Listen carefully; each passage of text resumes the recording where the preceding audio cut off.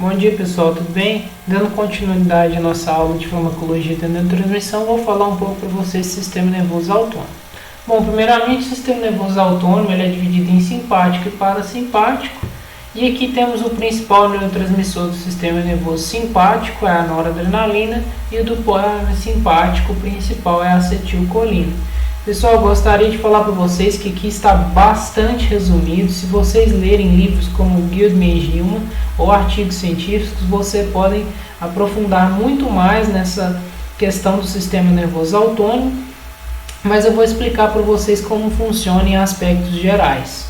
Bom, o sistema nervoso simpático, principalmente então aqui pela ação da noradrenalina, ele vai provocar ações como, por exemplo, nos olhos ele vai provocar a midríase, ou seja, a dilatação da pupila. Nas glândulas salivares ele vai reduzir o fluxo salivar ou a secreção de saliva. No coração ele vai aumentar então a força de contração cardíaca e também a frequência cardíaca. Nos vasos sanguíneos ele vai provocar vasoconstrição, ou seja, um encurtamento do calibre das artérias, veias. No estômago e intestino, ou seja, no trato gastrointestinal, ele reduz os movimentos peristálticos realizados pelo intestino e pelo estômago e aumentam as secreções estomacais, como que são as gástricas e as intestinais. Ele também, pessoal, ele aumenta a atividade metabólica aqui, permitindo a conversão no fígado de glicogênio em glicose, disponibilizando mais glicose então para o organismo utilizar na via glicolítica ou via metabólica central então desse carboidrato. Também, pessoal, nas bexigas urinárias, o que eles fazem? Eles estimulam um músculo denominado trígono, mas inibem um músculo chamado detrusor. Ao inibir esse detrusor, ele então inibe o processo de micção, ou seja, reduz então o processo de urinar. Aqui, pessoal, eles podem também provocar a liberação de epinefrina, que é a adrenalina propriamente dita, de glândulas suprarrenais. Eles também podem provocar então nos pulmões a broncodilatação através da ação de receptores beta-2 adrenérgicos. A acetilcolina, que é o sistema nervoso parasimpático, faz efeitos contrários à noradrenalina. Ela contrai a pupila, aumenta a secreção de saliva, diminui a força e a frequência de batimentos cardíacos, provoca a broncoconstrição, estimula os movimentos peristálticos do trato gastrointestinal e as secreções desses órgãos, estimula a liberação de bile e promove a contração da bexiga urinária ou aumenta a atividade então de micção. O que acontece, pessoal? Eles fazem efeitos contrários, então. A noradrenalina, que é do sistema nervoso simpático, vai agir contrariamente à acetilcolina do sistema nervoso parasimpático. E aqui, pessoal, vocês podem perceber que a noradrenalina ela está relacionada a uma atividade de luta ou fuga, uma atividade excitatória, de aumentar a atividade então de vários órgãos, como aumentar então a ventilação pulmonar, aumentar os batimentos cardíacos e o aumento de fluxo sanguíneo então bombeado pelo coração ao organismo, e reduz processos que ocorrem mais em um estado de tranquilidade, um estado em que você não está muito alerta, em estado de luta ou fuga, porque ela reduz os processos digestivos, como por exemplo a secreção de saliva, a atividade do estômago e intestino. No caso, então, contrário ao sistema parasimpático da acetilcolina, que estimula então um estado relaxado ou de tranquilidade, porque aumenta as atividades digestivas pelas glândulas então salivares, trato gastrointestinal, e diminui então a atividade de órgãos como coração, pulmões, que são mais utilizados em estado de alerta, em estado, por exemplo, de uma corrida, em estado que você precisa acelerar o seu metabolismo. Aqui, pessoal, temos os fármacos que atuam no sistema nervoso autônomo. A adrenalina, noradrenalina e seus agonistas, então, aumentam a frequência cardíaca e a força de batimento cardíaco, principalmente atuando em receptores beta-1 no coração. e também menos proeminente receptores beta 2. Receptores beta 1 e beta 2 no coração estimula a proteína G-alfa-S, estimula o aumento de adenilato ciclase, atividade dessa enzima, e consequentemente estimula a quantidade de AMP cíclico. Enquanto a acetilcolina e seus agonistas no coração diminui a frequência cardíaca e a força de batimento cardíaco, principalmente por atuar em receptores muscarínicos M2, que vai diminuir a atividade de adenilato ciclase, diminuir AMP cíclico, diminuir o fluxo de cálcio, então a despolarização e a frequência cardíaca é diminuída, e aumenta o efluxo de potássio, ou a saída de potássio do músculo estriado cardíaco. Então ela diminui de um modo geral a frequência e a força de batimento cardíaco. A adrenalina, noradrenalina e seus agonistas nos vasos sanguíneos estimulam a vasoconstrição, principalmente aqui por ação em receptores alfa-1, que aumenta a atividade da proteína GQ, fosfolipase C, e P3, aumento de cálcio nesses vasos sanguíneos. Mas há também, em um número muito menor, receptores beta 2 nos vasos sanguíneos que provocam a vasodilatação.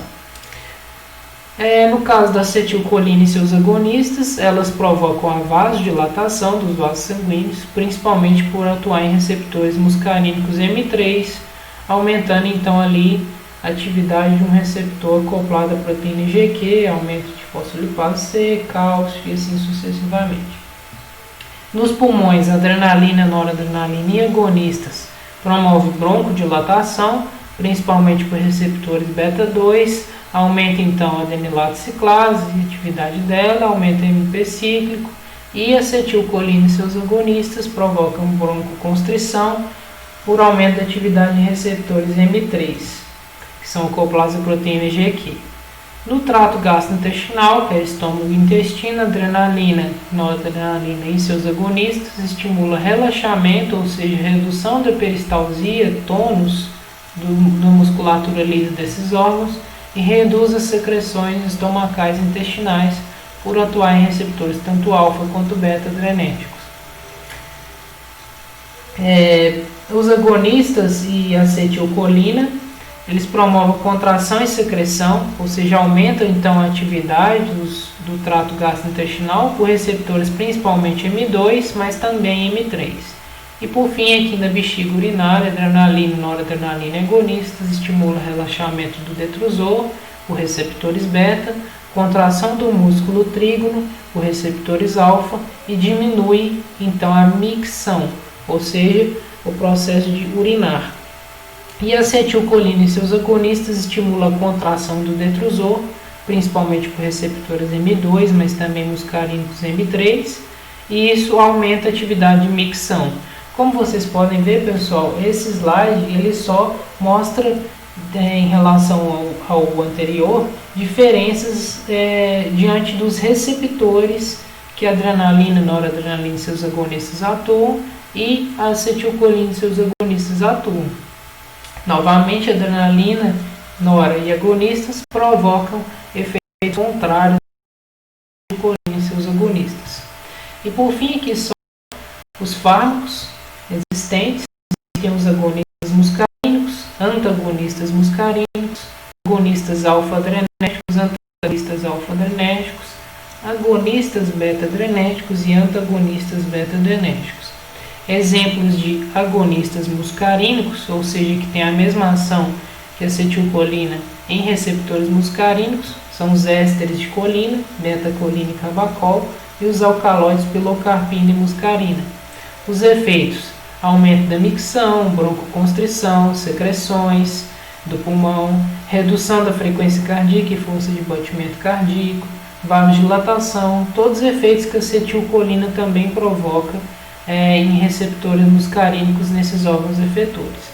E os antagonistas muscarínicos, como seu próprio nome diz, é antagonizar ou bloquear a ação de acetilcolina ou agonistas muscarínicos nesses receptores, como por exemplo a atropina e escopolamina, provocam efeitos contrários, como a redução da micção, provoca a broncodilatação, reduz secreções em vez de aumentar nos pulmões, aumenta o batimento cardíaco E isso tudo depende muito também das dosagens, pessoal, em que são utilizados alcaloides, por exemplo, como a atropina e escopolamina.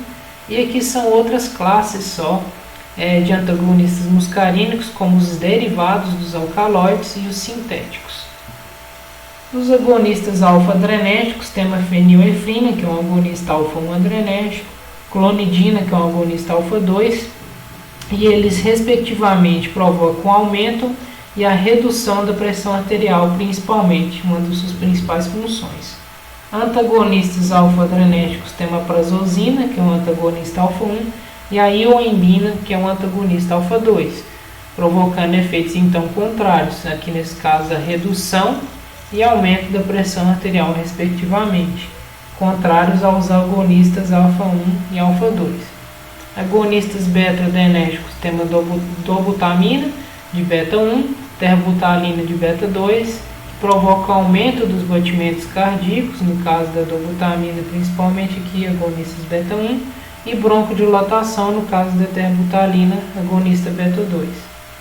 Antagonistas beta-adrenérgicos temos o atenolol de beta-1, o timolol, que é não seletivo, ele atua tanto em beta-2 quanto beta-1, e o atenolol, no caso, é seletivo, ele atua mais em receptores beta-1, antagonizando esses receptores. Eles promovem então a redução das forças de batimento cardíaco e a frequência cardíaca e broncoconstrição, respectivamente. E essa, pessoal, é a nossa parte de fármacos que atuam no sistema nervoso autônomo e sistema nervoso autônomo propriamente dito. Obrigado a todos.